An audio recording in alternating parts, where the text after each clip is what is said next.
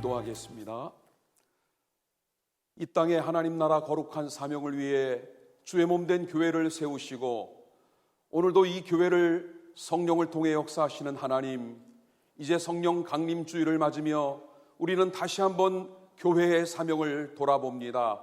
이 땅에 죽어가는 영혼들과 소망을 잃은 수많은 이들이 예수 그리스도 십자가 복음을 듣고 하나님의 나라를 찾는 역사가 일어나도록 하나님께서 우리의 교회들과 이 땅의 그리스도인들을 사용하여 주시옵소서. 아멘. 예수님의 이름으로 기도하옵나이다. 아멘. 사도와 함께 모이사 그들에게 분부하여 이르시되 예루살렘을 떠나지 말고 내게서 들은 바 아버지께서 약속하신 것을 기다리라. 요한은 물로 세례를 베풀었으나 너희는 몇 날이 못되어 성령으로 세례를 받으리라 하셨느니라. 그들이 모였을 때에 예수께 여쭈어 이르되 주께서 이스라엘 나라를 회복하심이 이때니까 하니 이르시되 때와 시기는 아버지께서 자기의 권한에 두셨으니 너희가 알 바 아니요 오직 성령이 너희에게 임하시면 너희가 권능을 받고 예루살렘과 온 유대와 사마리아와 땅끝까지 이르러 내 증인이 되리라 하시니라. 아멘.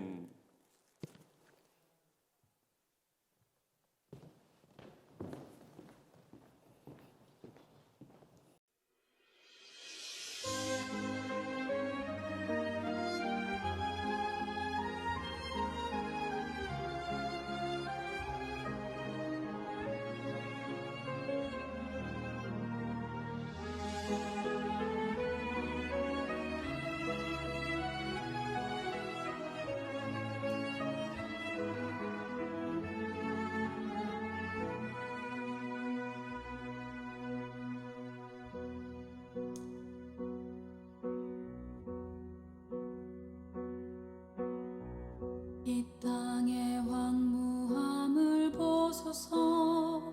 하늘의 하나님 긍휼을 베푸시는 주여, 우리의 죄악 용서하소서. 이 땅 고쳐주소서. 이제 우리 모두 하나 되어 이 땅에 무너진 기초를 다시 쌓을 때 우리의 우상들을 태우시 성령의 불 임하소서. 부흥의 불길 타오르게 하소서. 진리의 말씀 이 땅 새롭게 하소서. 은혜의 강물 흐르게 하소서. 성령의 바람 이제 불어와. 오 주의 영광 가득한 새날 주소서. 오 주님 나라 이 땅에 임하소서. 이 땅의 황무함을 보소서. 하늘의 하나님 긍휼을 베푸시는 주여, 우리의 죄악 용서하소서. 이 땅 고쳐주소서. 이제 우리 모두 하나 되어 이 땅에 무너진 기초를 다시 쌓을 때 우리의 우상들을 태우시 성령의 불 임하소서. 부흥의 불길 타오르게 하소서.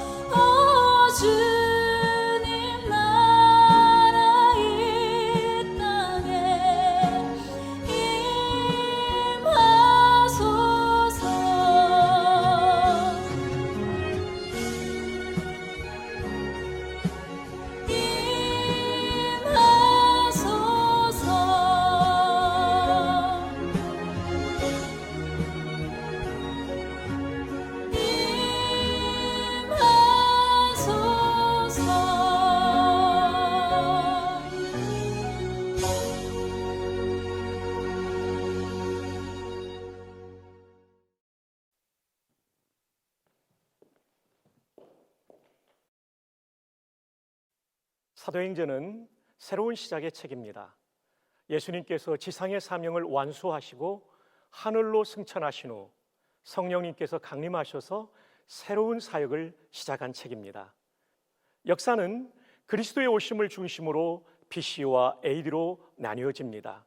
BC는 영어의 Before Christ, 그리스도께서 오시기 이전. AD는 라틴어로 Anno Domini, 그래서 주님이 오신 해로부터, 즉 주님 오신 이후, 이렇게 BC와 AD로 나뉘어집니다. 그런데 예수님이 오심으로 나눈 역사와는 감히 비교할 수 없지만 그래도 코로나19를 중심으로 역사가 바뀐다고 사람들은 말합니다. 코로나19 이전을 BC로, 그리고 이후를 AD로 나눈다고 합니다. BC는 Before Corona, 코로나 이전이라는 말이죠. AD는 After Disease, 그래서 코로나 질병 이후, 이렇게 역사가 나뉘어진다고 말합니다. 코로나19가 찾아온 후 사실 우리의 삶을 많이 바꾸었습니다. 마스크를 쓰는 것, 또 우리의 일상의 삶에서 일정 거리를 두는 것 등 우리의 삶의 많은 것을 바꾸었죠. 이것이 이제는 일상의 삶이 되는 뉴 노멀의 시대가 열리고 있는 것입니다. 결코 쉽지 않은 어려운 시대가 우리 앞에 전개되고 있습니다. 교회도 이제는 새로운 도전 앞에 놓여 있습니다. 이런 도전 앞에 서 있는 우리에게 오늘 성경은 무엇을 말씀하고 있을까요? 사도행전 1장 4절, 사도와 함께 모이사 그들에게 분부하여 이르시되 예루살렘을 떠나지 말고 내게서 들은 바 아버지께서 약속하신 것을 기다리라. 그 약속하신 바가 무엇일까요? 사도행전 1장 5절에 보면 요한은 물로 세례를 베풀었으나 너희는 몇 날이 못되어 성령으로 세례를 받으리라 하셨느니라. 그러자 제자들이 예수님께 묻습니다. 사도행전 1장 6절에 그들이 모였을 때에 예수께 여쭈어 이르되 주께서 이스라엘 나라를 회복하심이 이때니까 하니, 이들은 성령 세례를 받으면 정치적인 이스라엘의 회복이 이루어지는가를 묻고 있습니다. 그러자 예수님께서 대답하십니다. 사도행전 1장 7절에 이르시되 때와 시기는 아버지께서 자기의 권한에 두셨으니 너희가 알 바 아니요. 이스라엘의 정치적 회복은 너희가 알 바가 아니다. 그것은 하나님의 권한에 속한 것이다. 그러나 정말 중요한 것은 이것이다 하고 말씀하신 것이 8절입니다. 오직 성령이 너희에게 임하시면 너희가 권능을 받고 예루살렘과 온 유대와 사마리아와 땅끝까지 이르러 내 증인이 되리라 하시니라. 여기서 말하는 이 오직은 정치적 이스라엘의 회복은 너희가 알 바가 아니라 오직 너희가 관심을 가져야 할 것은 바로 이것이다. 성령이 너희에게 임하는 것이다. 성령 강림이다. 그렇다면 성령이 임하시면 어떤 결과가 오는 것일까요? 권능을 받는 것입니다. 성령이 오시면 모든 좌절을 이기게 합니다. 왜냐하면 능력이 주어지기 때문이죠. 낙심을 이기게 합니다. 왜냐하면 능력이 주어지기 때문이죠. 슬픔을 이기게 합니다. 왜냐하면 능력을 주시기 때문이죠. 코로나 이후 사람들의 마음의 우울감과 이 우울증이 걸린 상황을 우리는 코로나 블루라고 하는데, 이 코로나 블루를 코로나 브라이트로 바꿔주는 능력, 이것은 성령께서 우리 마음에 충만하게 임하실 때 얻어지는 놀라운 복인 것이죠. 저는 얼마 전에 에이브럼 링컨에 대한 책을 읽게 되었습니다. 이 책을 통해서 저는 놀라운 사실을 알게 되었습니다. 그는 기질적으로 우울증을 가지고 태어났다고 합니다. 그리고 어릴 때부터 가족들이 자기 주변에서 죽어가는 슬픔을 너무나도 많이 겪었습니다. 사랑하는 남동생이 링컨이 어릴 때 죽었죠. 링컨의 어린 나이에 어머니가 35살의 나이로 죽었죠. 어머니처럼 돌봐주던 누나가 결혼한 다음에 유산의 후유증으로 죽었죠. 결혼 전에 사랑했던 앤 루틀리지가 죽어버렸죠. 결혼한 다음에는 사랑하는 아들 에디가 죽었고, 대통령이 된 다음에 윌리가 죽었습니다. 그래서 그는 자살하고 싶다는 얘기를 자주 했다고 합니다. 그의 동료 변호사였던 스튜어트는 링컨에 대해서 뭐라고 말했냐면 대책 없는 우울증 환자 에이브라고 불렀다고 합니다. 그는 심각한 우울증을 경험했어요. 그런데 놀라운 사실은 링컨은 이 우울증을 극복했습니다. 도대체 어떻게 그는 이 심각한 우울증을 어떻게 싸워서 이길 수 있었을까요? 한 3가지로 요약할 수 있습니다. 첫 번째, 그는 인생이라는 험한 바다에 항해할 때 내 인생이라는 배의 선장은 내가 아니라 하나님이라고 하는 하나님 주권 신앙이 있었습니다. 내가 선장이면 불안하죠. 근데 하나님이 선장이 된다는 확신이 있으니까, 하나님이 선장이 되신다는 확신이 있으니까 어떤 상황에도 그분을 의지할 수 있었죠. 두 번째 비결은 치열한 남북전쟁에 북군의 총사령관이었던 에브럼 링컨은 불안한 순간이 많았습니다. 왜냐하면 북군이 남군과의 전투에서 종종 패전했기 때문이죠. 게티즈버그 전투가 한창일 때, 남북전쟁의 가장 치열했던 전투죠. 게티즈버그 전투가 한창일 때 나는 기도를 하면서 그 모든 것이 하나님의 손에 달려있다고 생각했습니다. 그랬더니 달콤한 위안이 하늘로부터 내 영혼 속으로 흘러들어 왔습니다. 맞습니다. 성령 충만은 기도할 때 주시는데, 기도함으로써 우울증과 맞서 싸우게 될 때, 교전하게 될 때 성령 하나님께서 기도하는 에브럼 링컨의 마음속에 그 불안한 마음을 이길 수 있는 달콤한 마음을 주신 거죠. 이 달콤한 마음이란 하나님의 위로를 말하고 하나님의 확신을 말하는 거죠. 첫 번째, 하나님의 주권신앙. 두 번째, 기도. 세 번째로 성령님이 우울증을 이기게 하시는 능력은 하나님의 말씀이었습니다. 백악관 직원이었던 엘리자베스 캐클리는 퍼스트 레이디 방을 정리하고 있을 때 링컨 대통령이 들어오는 모습을 보았습니다. 발걸음은 느렸습니다. 그리고 무거웠습니다. 얼굴은 슬펐습니다. 그는 피곤한 아이처럼 소파에 털썩 주저앉더니 양손으로 두 눈을 다 가리고 있었습니다. 그런데 그는 긴 팔을 뻗어 소파 옆에 있는 탁자에서 자그마한 성경책을 꺼내들고 읽기 시작했습니다. 그 장면을 보고 엘리자베스 캐클리는 청소를 하고 있었어요. 그런데 청소하다가 한 15분쯤 지나서 고개를 들어 쳐다보니 대통령의 얼굴이 밝아져 있었던 것입니다.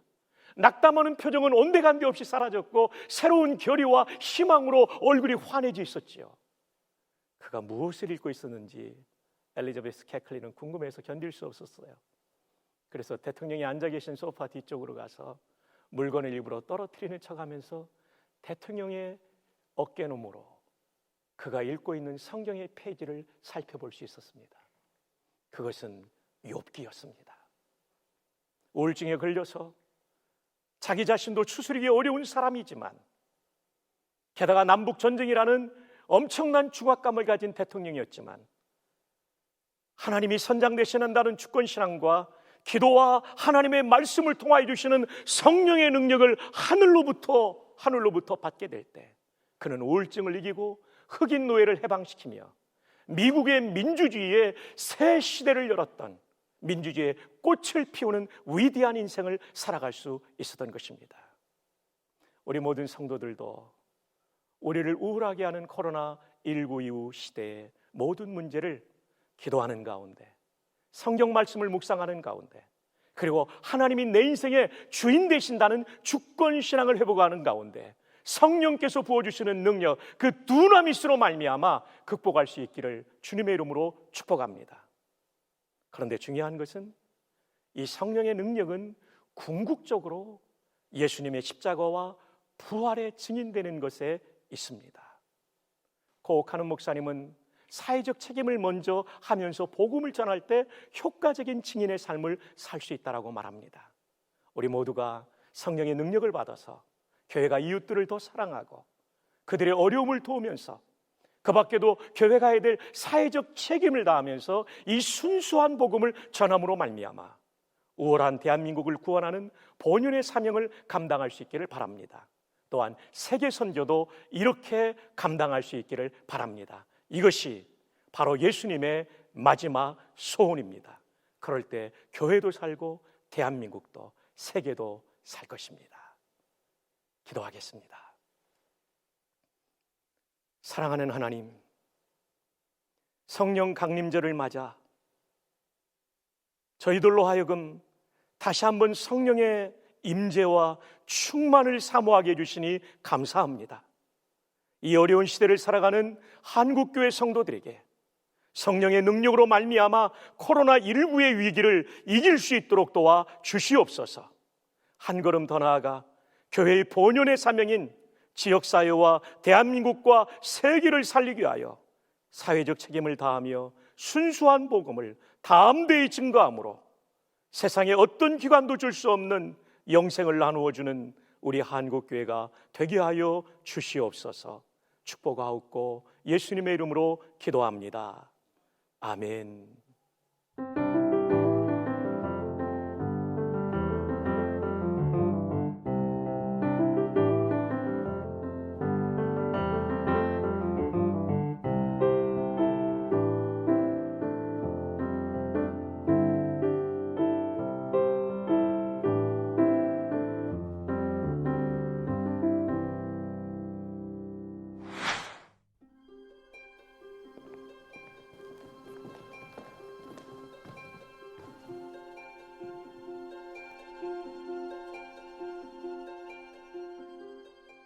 여자들과 예수의 어머니 마리아와 예수의 아우들과 더불어 마음을 같이하여 오로지 기도에 힘쓰더라. 아멘.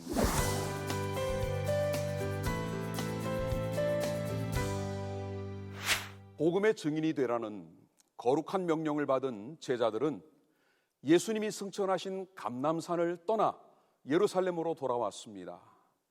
사명자가 있어야 될 곳은 주님이 떠난 빈자리가 아니라 약속하신 성령을 받을 그 자리이기 때문입니다.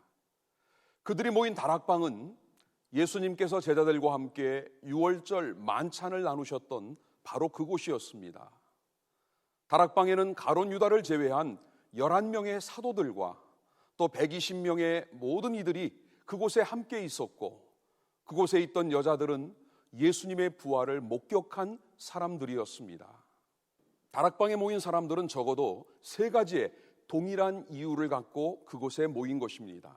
하나는 부인할 수 없는 예수님의 부활입니다. 예수님은 말씀하신 대로 사흘 만에 다시 살아나셨습니다. 또 하나는 땅 끝에 이를 때까지 증인의 사명을 다하기 위해 그들은 그곳에 모였습니다. 그리고 마지막은 약속하신 성령을 기다리기 위함이었습니다. 이제 그들은 예수님께서 말씀하신 성령이 임하시기를 기다리며 기도하는 일만 하면 됩니다. 기도는 그들을 변화시키는, 성령이 임하는 것은 물론이고 장차 이 땅에 주님의 교회가 세워지기 위한 준비를 위한 것이었습니다. 그들이 어떻게 기도했을까요? 오늘 성경은 마음을 같이하여라고 말씀합니다. 이 마음을 같이 한다는 말은 헬라어로 호모투마돈이라는 단어를 쓰고 있는데 그 뜻은 같은 마음이 되었다라는 것입니다. 다락방에 모인 사람들을 13절에서는 제자들 11명의 이름과 예수님의 어머니 마리아, 그리고 예수님의 아우들인 야고보, 요셉, 시몬, 유다와 이름을 알 수 없는 사람들을 포함한 120명이 그곳에 있었다고 말씀합니다. 그런데 그 120명이 같은 마음을 가지고 기도했다는 것이 중요합니다. 오늘 우리의 기도에 가장 필요한 것이 바로 이 같은 마음을 갖는 것입니다. 코로나19 이후 한국교회가 성령의 능력을 힘입어 다시 일어서기를 원한다면 우리 모든 성도들이 같은 마음을 품고 한자리에 모이는 것부터 시작해야 합니다. 또 하나, 그들은 오로지 기도에 힘썼다라고 말씀을 합니다. 여기 힘썼다는 표현은 사도행전에서 그리스도인들의 모습을 묘사하는데 주로 사용된 말입니다. 더 중요한 것은 이 단어가 기도하는 일과 관계되어 있다라는 것입니다. 또한 이 말은 한 장소에서 어떤 일을 계속한다라는 뜻도 포함하고 있습니다. 120명의 사람들이 다락방을 떠나지 않고 성령이 임하시기까지 계속 그곳에 머물며 기도했다는 말이지요. 그렇습니다. 오늘 우리도 다락방에 모였던 120명처럼 같은 마음, 그리고 오로지 기도에만 전념해야 합니다. 우리 믿음의 선배님들은 기도 만능이라는 말씀을 자주 하셨습니다. 그런데 오늘 우리는 언제부터인가 기도를 최후의 수단으로 전락시키고 말았습니다. 이것저것 해보고 마지막 안 되면 마지막으로 찾는 것이 기도라는 것이지요. 그러나 다락방에 모인 120명의 성도들은 성령 강림을 사모하며 기도했습니다. 또한 초대교회 성도들이 보여주었던 기도 열정, 오늘 이 시간 우리 모든 성도들이 본받고 따라야 될 열정은 바로 기도의 열정인 줄 믿습니다. 우리 교회가 다시 든든히 세워지기 위해 이 기도의 열정으로 일어나는 우리 모든 성도들이 되시기를 주님의 이름으로 축복합니다.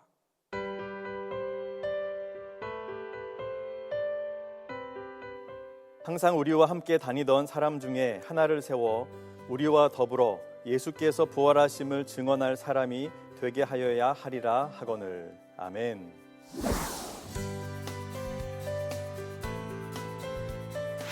부활하신 예수님은 승천하시기 전에 제자들에게 예루살렘을 떠나지 말고 약속하신 성령을 기다리라고 말씀하셨습니다. 그 말씀을 따라 예수님의 제자들을 위시한 120명의 성도들은 마가의 다락방에 모여 성령 강림을 기다리게 되죠. 이때 그들이 했던 일은 크게 두 가지였습니다. 첫 번째는 기도에 집중하는 것이었죠. 모두가 한 마음으로 기도할 때 성령께서 그들 위해 임하셨습니다. 그리고 두 번째로 했던 일은 제자들의 공동체를 재정비하는 것이었습니다. 예수님의 12 제자 중에서 가룟 유다는 스승을 팔아넘기고 멸망의 길로 가고 말았지요. 그의 빈자리를 채울 사람을 선택해야 했습니다. 가룟 유다가 했던 일은 공동체의 재정을 담당하는 것이었죠. 그렇다면 숫자와 회계에 능한 사람을 뽑으면 되지 않을까요? 그런데 22절 말씀을 보면 그렇지가 않았습니다. 선발의 목적 자체가 재정을 담당하는 것이 아니라 우리와 더불어 예수께서 부활하심을 증거할 사람이 되게 하려고 라고 말합니다. 즉 부활의 증인되는 것이 일꾼 선발의 목적이었다는 말입니다. 이것을 위해서 두 가지의 기준을 세우지요. 먼저는 예수께서 사역하실 때에 함께 하였던 자여야 했습니다. 예수님을 함께 배우고 함께 믿으며 그분의 부활을 영적으로 경험한 사람만이 부활의 증인이 될 수 있는 것이죠. 두 번째는 성도들에게 존경을 받아 성도들의 추천을 받은 자여야 했습니다. 자신을 잘 아는 교우들에게 존경받지 못하는 사람이 앞장서서 예수님의 부활을 증언하기는 어렵기 때문입니다. 그렇게 해서 두 사람이 천거되었고 공동체는 주님께 기도하고 그리고 제비 뽑아서 마띠아를 얻게 됩니다. 부활을 증거할 목적으로 제자 공동체를 재정비하자 성령께서 그들 위에 강림하셨고 이를 통해 제자들을 중심으로 모든 성도들이 예수님의 부활을 강력하게 증거함으로 초대교회가 태동된 것입니다. 제자 공동체의 이러한 일꾼 선발의 기준은 오늘 우리들에게도 시사하는 바가 크다고 할 수 있습니다. 하나님께서 주신 각자의 은사가 다르고요. 담당하는 그 역할이 다르지요. 하지만 교회에서 일꾼을 택하는 궁극적인 목적은 결국 한 가지입니다. 그것은 바로 다른 이들과 함께 예수님의 부활을 증언하는 일입니다. 교회의 모든 사역은 결국 예수님을 증언하는 것에 수렴되어야 하는 겁니다. 교회는 그러므로 발걸음이 머물고 스치고 지나간 모든 자리마다 부활하신 예수님의 향기가 남아야 합니다. 성도들의 미소와 따뜻한 말 한마디, 남을 향한 작은 배려와 평범한 제스처를 통해서도 부활하신 예수님은 증거되기 마련입니다. 교회가 세워야 하는 일꾼의 그 우선순위는 그러므로 일을 행정적으로 잘 처리하는 전문 행정가거나 또는 교회의 재정을 잘 운영하는 그 관리자 또는 경영자가 아니라 먼저 부활하신 주님을 만나고 경험한 믿음의 사람이 되어야 하는 것입니다.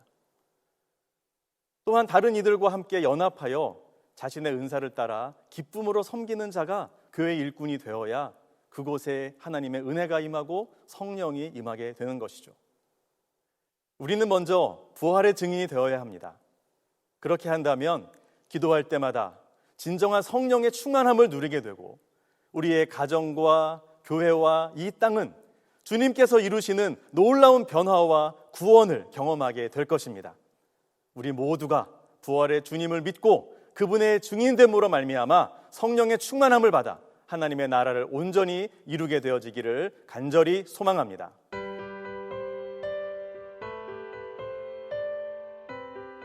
그들이 다 성령의 충만함을 받고 성령이 말하게 하심을 따라 다른 언어들로 말하기를 시작하니라. 아멘.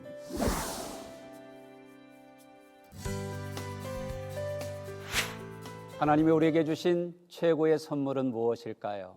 건강도 좋은 선물이고 부족함이 없는 물질도 좋은 것이지만 누가복음 11장 13절에 너희 하늘 아버지께서 구하는 자에게 성령을 주시겠다고 말씀하십니다.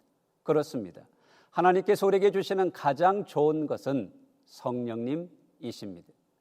제자들이 사도행전 2장에서는 성령님으로 충만했다고 표현된 것을 봅니다. 4절을 보면 그들이 다 성령의 충만함을 받고 아멘. 성령 충만이라는 것은 내가 주권자가 아니라 성령님께서 나의 주권자가 되셔서 나의 지배자가 되시고 나의 통치자가 되신다라는 것을 말씀합니다. 나의 일부분이 아니라 나의 모든 목적과 언어와 행동과 삶의 방식 전체를 지배한다라는 뜻이지요. 성령 충만을 받은 제자들의 변화를 살펴볼까요? 성령 강림 후 제자들의 믿음이 회복되었습니다. 죽음이 두려워 주님을 부인하거나 방문을 잠그고 숨어있던 그들이 복음의 생명을 건 순교자로 변화됩니다. 성령 충만한 제자들에게 또 다른 변화는 영적 권세가 나타납니다. 4절 후반절을 보면 성령이 말하게 하심을 따라 다른 언어들로 말하기를 시작합니다. 베드로가 설교를 하는데 출신 지역의 다른 사람들이 자기 동네 언어로 설교가 들려졌습니다. 즉 방언인 것이지요.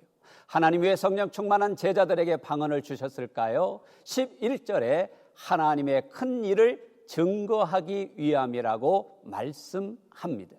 하나님의 큰 일이 무엇인가요? 베드로가 강조한 하나님의 큰 일은 오직 예수 그리스도의 십자가요 부활입니다. 36절을 보면 너희가 십자가에 못 박은 이 예수를 하나님이 주와 그리스도가 되게 하셨느니라. 21절 누구든지 주의 이름을 부르는 자는 구원을 받으리라. 다시 말하면 예수님은 주님이 되시고 그리스도가 되십니다. 이 예수님의 이름을 부르는 자는 구원을 얻습니다. 이것이 복음입니다. 고린도전서 12장 3절을 보면 또 성령으로 아니하고는 누구든지 예수를 주시라 할 수 없느니라. 그렇습니다. 성령님이 오실 때 우리가 믿음을 고백하게 되고 말씀으로 인도함을 받고 보혜사 성령님의 가르침을 받게 되는 것입니다. 사도 베드로는 성령 충만의 은혜를 통해 하나님의 큰 일 예수님을 증거하고 있음을 기억해야 합니다. 사도들은 성령의 세술에 취하여 거리로 나가서 오직 예수 그리스도를 증거했습니다. 복음을 전하는 생명 공동체요, 복음 공동체요, 전도 공동체였던 것을 우리는 기억합니다. 그러자 성령님의 역사로 3,000명이 구원받고 5,000명의 부흥의 역사가 일어났습니다. 교회가 이 땅에 존재하는 가장 중요한 이유가 무엇일까요? 하나님의 나라 확장입니다. 성령님은 믿음을 주고 복음을 선포하게 하는 권세요 능력입니다.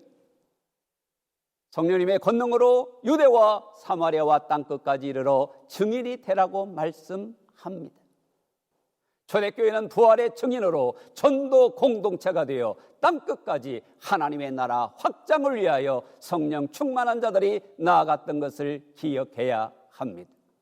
오늘 우리는 이 지구촌이 구원받는 그날까지 영원 구원이 우리의 사명인 줄로 알고 하나님의 나라 확장을 위하여 함께 나아가는 믿음의 지체들이 되십시다.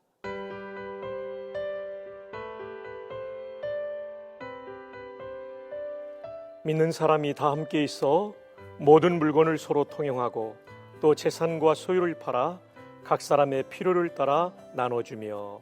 아멘.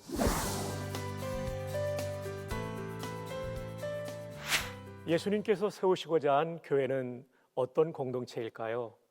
성령 충만하여 예수님의 증인이 되는 공동체였습니다. 그런데 교회가 세상에서 예수님의 증인되기 이전에 꼭 준비해야 할 것이 있었습니다. 그 중에 하나를 오늘 본문은 가르쳐 줍니다. 그 교회는 어떤 교회였을까요? 첫 번째로는 서로 돕는 교회였습니다. 본문 44절 상반절을 보시겠습니다. 믿는 사람이 다 함께 있어 모든 물건을 서로 통용하고. 교회는 다 함께 있는 것이 중요합니다. 교회는 모이는 데서부터 시작합니다. 모이는 교회와 흩어지는 교회, 컴 스트럭처와 고 스트럭처가 있지만 우선은 모여야 흩어질 힘을 얻을 수 있습니다. 모인 곳에서 예배도 드리지만 더불어 성도의 교제가 일어나죠. 진정한 교제가 있으면 서로 돕는 일이 일어납니다. 가난했던 그 시절 필요한 물건이 없는 사람에게 내 물건을 나누어 쓰게 했습니다. 이 도움을 받는 분들은 얼마나 고마웠을까요? 감동이 도움을 받는 분 마음속에 그리고 교회 안에 넘쳤을 것입니다. 그것이 교회의 큰 힘이 되었을 것입니다. 어떻게 이런 일을 할 수 있었을까요? 성령님의 감동이 더 많이 가진 사람에게 있을 때 그들은 그저 성령의 감동에 순종했을 뿐이죠. 교회는 교회 밖의 세상을 변화시키기 이전에 교회 안에 있는 성도를 감동시켜야 세상을 변화시킬 수 있는 공동체의 힘을 얻을 수 있는 거죠. 둘째로, 이 교회는 자발적으로 돕는 교회였습니다. 돕는데 누가 시켜서가 아니라 자발적으로 돕는 교회였죠. 여기에 중요한 단어가 44절에 나옵니다. 믿는 사람이 서로, 누가 시켜서가 한 것이 아닙니다. 서로 도운 것이죠. 자발적으로. 봉사의 가장 강력한 힘은 자발성입니다. 억지로 하는 것은 오래가지도 못하고 감동도 되지 못합니다. 오히려 부작용이 발생합니다. 그리고 이제 세 번째, 교회는 쉬운 것에서부터 시작해서 어려운 것까지 돕는 공동체였습니다. 처음에는 물건을 나누어 썼습니다. 그냥 있는 물건을 나누어 쓴 거예요. 이건 쉬운 나눔이죠.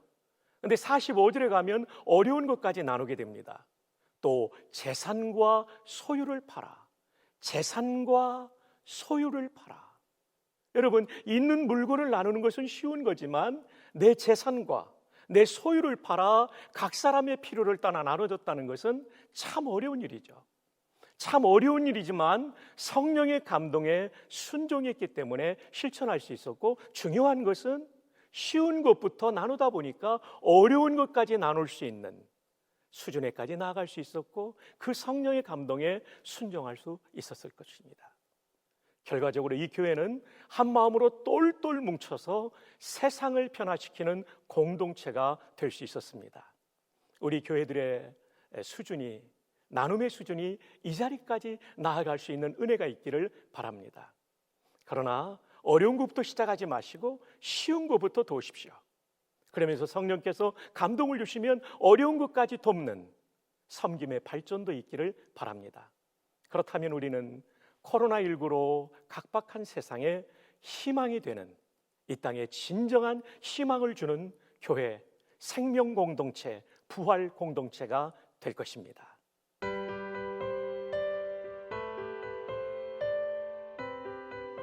날마다 마음을 같이하여 성전에 모이기를 힘쓰고 집에서 떡을 떼며 기쁨과 순전한 마음으로 음식을 먹고. 아멘.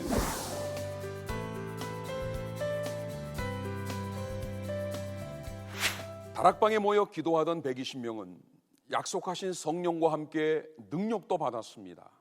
그리고 세상으로 나가 담대하게 복음을 전하고 회개 열매를 맺으라고 선포했습니다. 그렇게 해서 초대교회가 설립이 되었고, 교회는 사도들의 가르침을 따라 교제하고 기도에 힘썼습니다.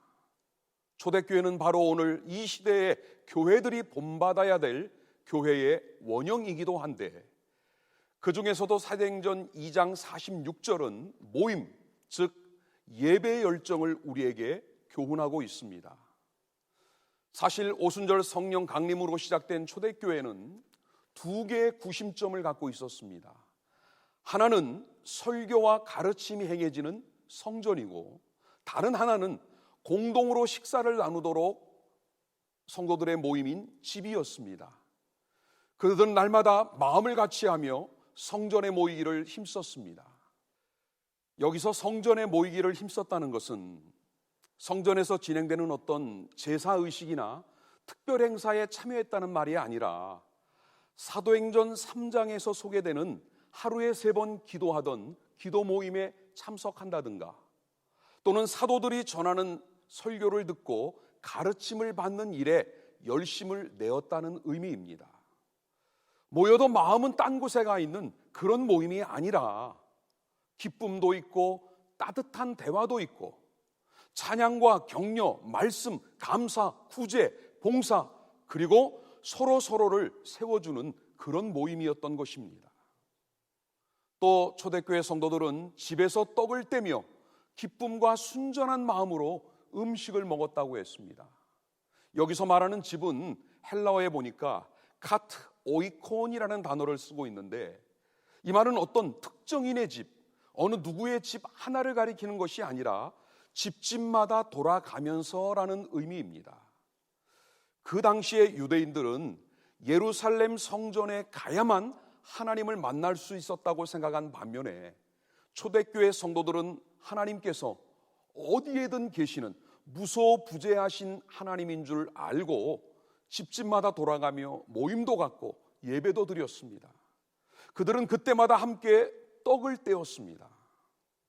초대교회 성도들은 모일 때마다 주님의 명령을 따라 성찬 예식을 행했습니다. 이 성찬 예식은 주님께서 재림하시는 그날까지 우리의 죄를 대속하신 주님의 십자가를 기념하는 거룩한 예식이지요. 성찬 예식의 떡은 십자가에 못 박히신 주님의 몸을 상징을 하고, 또 포도주는 십자가에 흘리신 주님의 피를 의미하고 있습니다. 또한 그들은 성찬에 이어 애찬을 나눌 때는 순전한 마음을 갖고 참여했다라고 성경은 말씀을 합니다.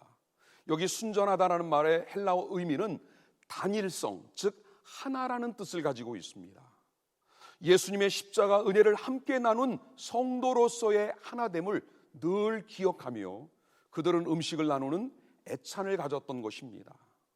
이렇게 초대교회 공동체는 예배나 주의 만찬 또는 구제하는 일, 모든 일에 하나가 되어 힘쓰고 애씀으로 그리스도 안에서 한 몸을 이루었던 것을 볼 수가 있습니다.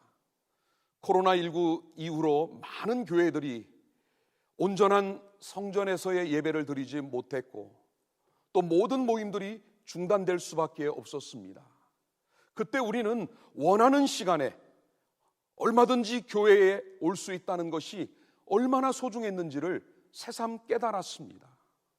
이제 성전에서 다시 예배드릴 수 있는 길이 열렸고, 마음만 먹으면 언제든 나올 수는 있습니다. 다만 우리가 과거에 그 뜨거웠던 예배 열정을 회복하고 있는지를 돌아보는 것이 중요합니다. 사도 바울도 히브리서 10장 24절 25절에서 서로 돌아보아 사랑과 선행을 격려하며 모이기를 패하는 어떤 사람들의 습관과 같이 하지 말고 오직 권하여 그 날이 가까움을 볼수록 더욱 그리하자라고 말씀했습니다. 예배 열정을 다시 회복하여 성전에 모이기를 힘쓰는 그리스도인으로 돌아가는 것이 오늘 이 자리에 있는, 그리고 오늘 이 땅의 한국교회 모든 성도들이 될 수 있기를 소망합니다.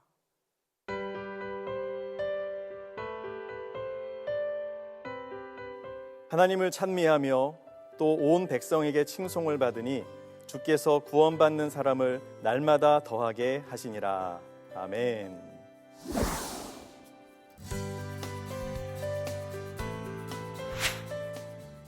성령 충만을 받은 이들에게 하나님께서 주시는 선물은 더하시는 은혜입니다. 초대교회가 성령으로 충만했을 때 그들에게 어떠한 은혜가 더하여졌을까요? 첫 번째로 찬미의 은혜가 더하여졌습니다. 성령께서 임하셔서 그들과 하나님과의 관계, 즉 대신 관계가 회복되어지니 성도들의 심령 깊은 곳에서부터 하나님을 향한 그 찬양이 울려 퍼지게 된 것입니다. 가정에서도 성전에서도 그들은 온 마음으로 하나님을 찬미했습니다. 그 찬양의 가사는 마치 찬송가 412장의 내용과 같습니다. 내 영혼의 극히 깊은 데서 맑은 가락이 울려나네. 하늘 곡조가 언제나 흘러나와 내 영혼을 고이 싸네. 평화로다 하늘 위에서 내려오네. 그 사랑의 물결이 영원토록 내 영혼을 덮으소서. 아멘. 온 마음을 다하여 하나님을 찬양했던 성도들, 그들의 얼굴은 어떤 모습이었을까요? 시내산에서 하나님을 만나고 내려오는 하나님의 사람 모세의 얼굴은 하나님께서 주신 그 은혜의 광채로 밝게 빛났습니다. 이 모세의 얼굴을 바라보는 이들이 모세가 하나님을 만나고 왔다는 사실을 물어보지 않아도 알게 되었던 것이죠. 성령 충만한 성도 여러분에게도 그와 같은 은혜가 있을 것입니다. 하나님을 향한 찬미가 더하여지고 여러분의 얼굴이 천사처럼 아름답고 더욱더 빛나게 되어지기를 바랍니다. 초대교회가 성령으로 충만했을 때, 두 번째로 온 백성에게 칭송받는 은혜가 더하여졌습니다. 올해 2월 7일에 기독교 윤리 실천운동본부 기윤실에서 한국교회의 신뢰도 설문조사 결과를 발표했습니다. 무종교인 가운데에서 기독교는 신뢰할 수 없다라고 부정적으로 대답한 사람들이 무려 78.2%나 되었고요. 가장 신뢰하는 종교를 기독교라고 답한 사람은 6.1%에 불과했습니다. 참으로 초라한 성적표가 아닐 수 없습니다. 그런데 초대교회는 이와는 정반대의 모습이었습니다. 그 성도님들은 온 백성에게 칭송을 받았고 이로 인해 믿는 이들의 수가 날마다 늘어만 갔습니다. 그 이유는 그들이 성령으로 충만했기 때문입니다. 성령의 충만함은 그들의 마음을 뜨겁게 했고 그 뜨거움은 그들의 삶으로까지 이어졌습니다. 성도들의 윤리의식은 자신의 말에 목숨을 걸 수 있을 정도로 확실했고 이웃을 향한 사랑은 가진 모든 것을 내어줄 정도로 구체적이었습니다. 그러니 교회의 신뢰도가 높아지고 전도가 저절로 이루어진 것은 어쩌면 당연한지도 모릅니다. 우리 한국교회도 성령으로 충만하여서 교회의 신뢰도가 높아지는 은혜가 있기를 기도합니다. 저는 이런 소망을 가집니다. 한국교회에 성령의 불이 임하여서 기독교인의 말이면 곧 보증수표가 되어지기를 바랍니다. 한국교회가 교회의 외형을 크게 하는 것보다 본질에 집중하고 종교개혁자 칼빈의 권고처럼 교회 예산의 50%를 어려운 이웃의 구제를 위하여 사용하는 이웃사랑의 실천을 통하여 교회의 신뢰가 회복되어지고 복음이 왕성하게 전파되어지는 그날이 오기를 기대합니다. 오순절 성령께서 우리 위에 임하신다면 능히 가능할 줄로 믿습니다. 초대교회의 성령의 충만함은 개인과 교회 공동체의 복음의 실천을 통하여 사회적 신뢰로 이어졌고 이 모습을 보면서 사람들은 예수님의 부활이 사실이라고 믿게 되었습니다. 하나님은 그 교회 위에 성도들이 더욱더 더해지는 그 은혜를 허락해 주셨지요. 사랑하는 여러분, 우리도 성령의 충만함을 받아서 하나님을 향한 찬미가 더하여지고 이웃의 칭찬이 더하여져서 다시 한번 부흥의 은혜를 누리게 되어지기를 우리 주 예수 그리스도의 이름으로 축복합니다.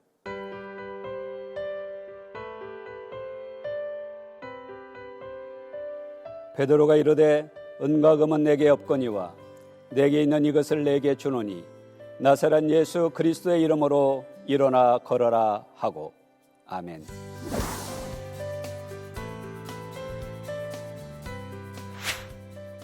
성령 충만함을 받은 사도들을 통해 표적과 기사가 많이 일어났지만 그것이 무엇인지를 성경에서 말씀하지 아니하다가 사도행전 3장의 첫 번째 표적으로 나면서부터 걷지 못하던 자가 치유받은 사건을 소개합니다.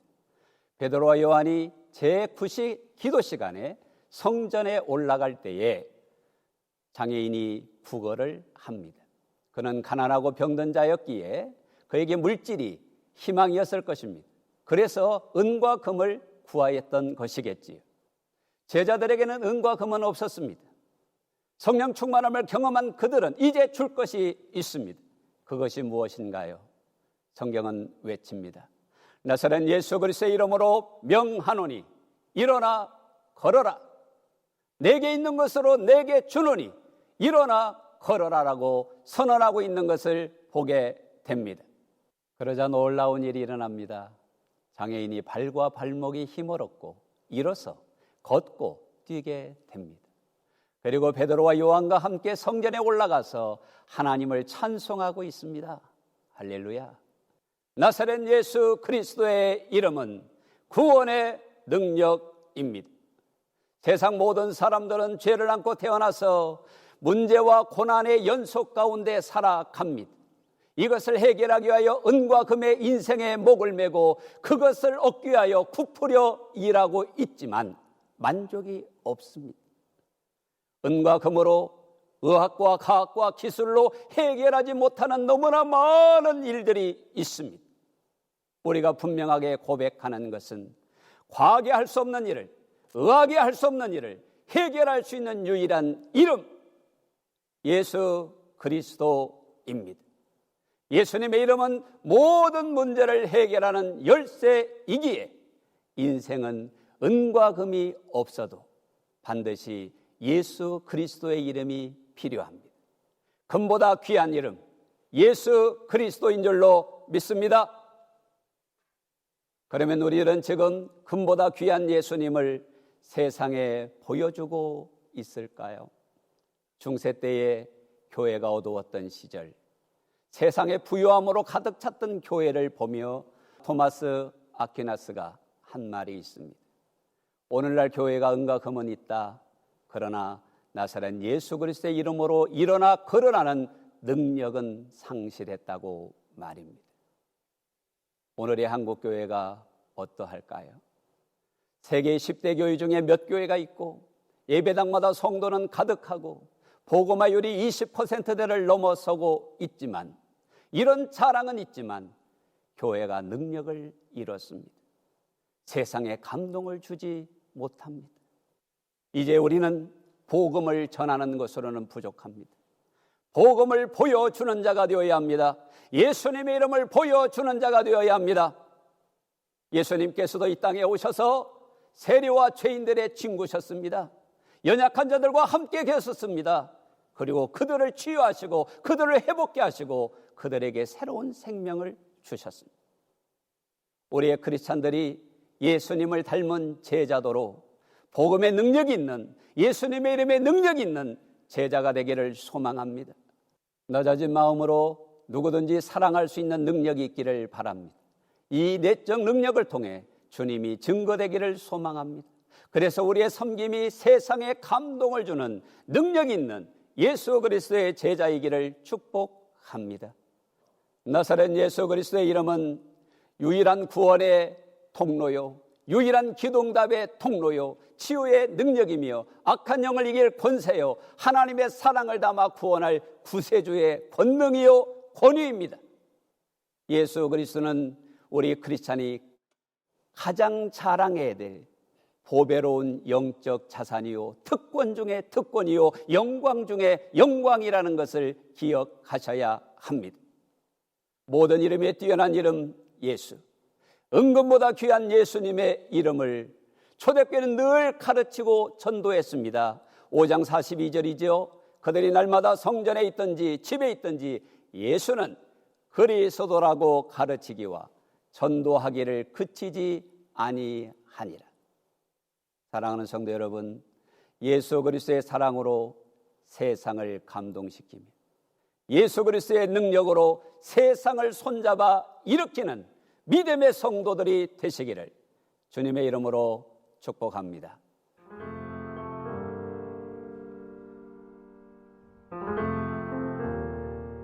주 예수 그리스도의 은혜와 하나님의 사랑과 성령의 교통하심이 너희 무리와 함께 있을지어다. 아멘.